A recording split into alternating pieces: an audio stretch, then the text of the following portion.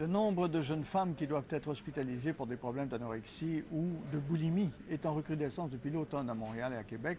C'est le constat que font des pédopsychiatres et certains cas seraient très sévères. J'en parle avec Caroline Gaudreault. Caroline, la plupart des jeunes malades ont 13-14 ans, c'est des adolescentes. Des jeunes adolescentes, des adolescentes qui ont perdu parfois, Simon, jusqu'à 10 kilos. Alors, il faut vraiment les hospitaliser pour les alimenter, les traiter. Alors, la hausse du nombre de cas a été notée au Choc à Québec, mais aussi, on le remarque également, à l'hôpital Sainte-Justine à Montréal. Alors, j'en parle avec une spécialiste dans les traitements des troubles alimentaires, Mme Nathalie Saint-Amour. Bonjour, Mme Saint-Amour. Bonjour. D'abord, est-ce que ça fait longtemps qu'on remarque vraiment qu'il y a une recrudescence des cas de troubles alimentaires? Je vous dirais, depuis l'automne, on note qu'effectivement, il y a davantage de jeunes femmes qui souffrent d'anorexie, de boulimie, mais de façon générale, dans tous les milieux, les infirmières, au niveau scolaire, les gens qui sont près des jeunes vont noter qu'il y a de plus en plus d'obsession de la minceur, d'obsession face au poids.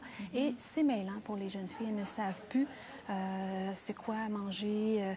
En parallèle à ça, et c'est important, on parle davantage d'obésité, de l'importance de bien s'alimenter, d'augmenter le niveau d'activité physique. Alors, ça fait en sorte que chez certaines jeunes femmes qui sont à risque, qui ont d'autres facteurs, d'augmenter les préoccupations. Un message contraire. Mais quand même, on dit depuis septembre, depuis donc l'automne dernier, on a remarqué une recrudescence. Comment expliquer ça? Parce que c'est très précis, très ponctuel. Qu'est-ce qui s'est passé?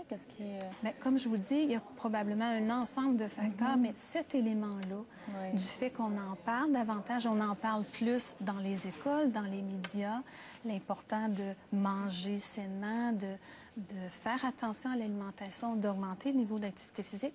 Et il faut se rappeler que chez la clientèle qui est à risque de développer un trouble alimentaire, ils vont avoir des facteurs individuels, perfectionnisme, faible estime de soi. Alors, ce contrôle-là du poids, elles vont le faire, mais de façon excessive. Elles ne veulent pas être minces, elles veulent être la plus mince du groupe, de l'école.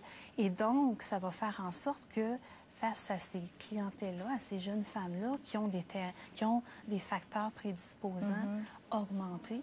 Et on va le voir à ce moment-là au niveau clinique. Alors, est-ce que ça veut dire, quand on parle d'obésité aux jeunes, est-ce qu'on doit faire attention à la façon dont on livre le message? Est-ce qu'on s'y prend peut-être mal à l'heure actuelle? Bien, je vous dirais, c'est important de toujours garder un message de souplesse. L'important, ce n'est pas tant d'axer sur le poids, mais davantage sur une saine relation avec la nourriture. Bien manger, mais développer une relation saine avec la nourriture. Qu'est-ce que c'est une relation saine avec la nourriture? C'est d'amener une diversité, d'amener des aliments variés, équilibrés, et en gardant ce que nous, on appelle au niveau clinique une notion de plaisir, d'aliment plaisir. Parce qu'à ce moment-là, lorsqu'on veut passer un message trop drastique, ça fait en sorte que des gens qui eux-mêmes n'auraient pas à se préoccuper, qui sont déjà, parce que la grande majorité de notre clientèle, au départ, elles n'ont pas du tout de poids à perdre. Et donc, vont embarquer dans un cercle vicieux.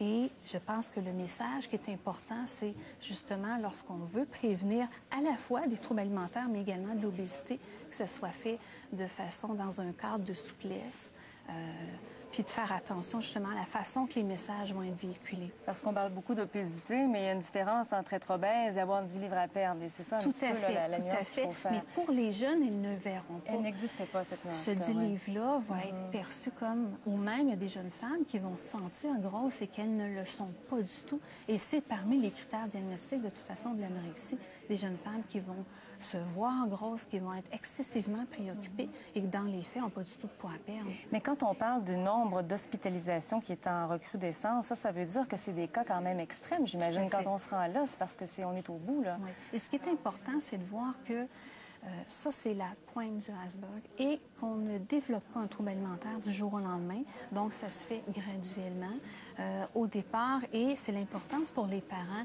de voir les signes précurseurs. Et c'est pour ça qu'il y a un guide qui a été lancé par la clinique pour répondre aux interrogations des parents. Quelle est la différence entre des préoccupations qui sont partagées par plusieurs jeunes filles, jeunes femmes, et un trouble alimentaire? Ça, c'est pas facile pour les parents de savoir parfois quelle est la ligne également. Là. Tout à fait. Et cette ligne-là, souvent, il faut être aux aguets également de signes qui peuvent éventuellement développer un trouble alimentaire. Et c'est important que ces jeunes femmes-là ont également besoin d'aide. Des jeunes femmes qui se sentent grosses et qui ne sont pas grosses, même si elles ne développeront jamais de trouble alimentaire, il y a une souffrance, elles ne sont pas bien dans leur peau. Et ça, c'est important de répondre à ce besoin-là.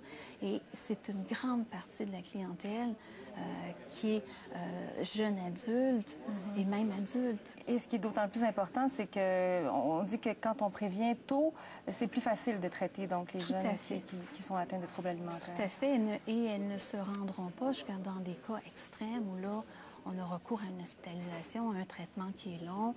Et de toute façon, par la suite, il faut faire en sorte que tous les autres facteurs qui ont amené les difficultés doivent être travaillés. Donc, plus on intervient tôt, plus on est en mesure de prévenir des problèmes de santé graves. Ça touche les filles, mais les garçons aussi, ça on l'oublie parfois. Hein? Tout à fait. Donc, on parle souvent au féminin, mais il y a des hommes, il y a des jeunes hommes qui souffrent également de troubles alimentaires. Et c'est important que cette clientèle-là aussi ne soit pas oubliée lorsqu'on en parle. Bon, et comment faire justement? Est-ce que vous avez peut-être des trucs pour les parents, pour les aider justement, peut-être à démystifier ça? C'est pas toujours évident parce que c'est très complexe hein, comme maladie. Oui. Donc, je vous dirais, au départ, ce qui est important comme parent, c'est d'essayer de garder une communication, d'en parler avec le jeune, d'en parler, mais d'être aussi au courant. Donc, il y a des ressources qui existent. Comme je vous parlais, il y a un guide qui peut permettre à des parents qui s'interrogent comment justement... c'est ça. Comment l'aborder, de quelle façon, pour amener le jeune à consulter et à aller vérifier.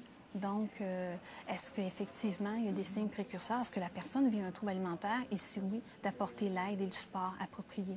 Merci beaucoup, Mme Setamon, d'avoir été avec nous. Ça me fait plaisir. Merci. Au CHUC à Québec, en fait, ce qu'on dit, Simon, c'est qu'on ne sait pas vraiment pourquoi il y a cette recrudescence des cas de troubles alimentaires. Les spécialistes aimeraient évidemment documenter ce phénomène, mais n'ont pas le temps à l'heure actuelle parce que, semble-t-il, ils sont débordés. Il y a plusieurs cas. Alors, voilà. Merci beaucoup, Caroline. C'est triste dans ces histoires-là, toujours de voir des jeunes comme ça qui ruinent leur santé, hein, temporairement en tout cas. Merci beaucoup. Au revoir. Au revoir, Simon.